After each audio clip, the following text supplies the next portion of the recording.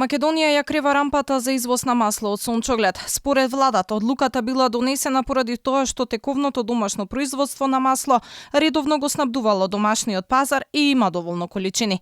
Ваквата одлука за извоз на масло за јадење, граѓаните ја коментираат како нелогична мерка со оглед на недостатокот дома. Што мислите за тоа дека ќе извезуваме зејтин во Албанија? Но ние немаме за дома зејтин па да извезуваме.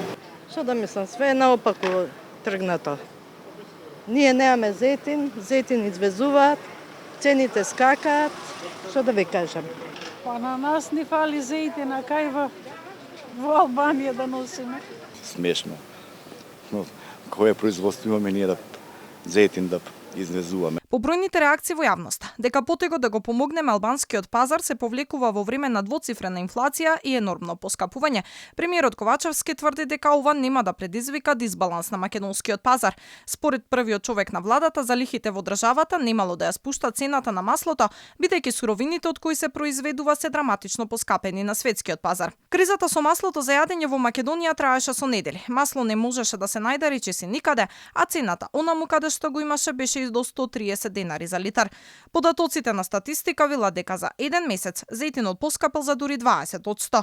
Граѓаните коментираат дека секојдневно се соочуваат со поскапување и дека токму маслото за јадење е најскапо. Има големо поскапување. Што е најскапо? Најскапото масло за јадење, се мислам, од прехранбени, иначе другото. И тоа е покачено 10, 15, 20%. Па све. Нема ништо ефтино. Сите цени отидоа нагоре. Генерално на све.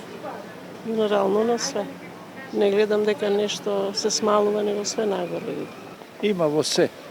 Што е најскапо? Се. Зејтинот е најскап.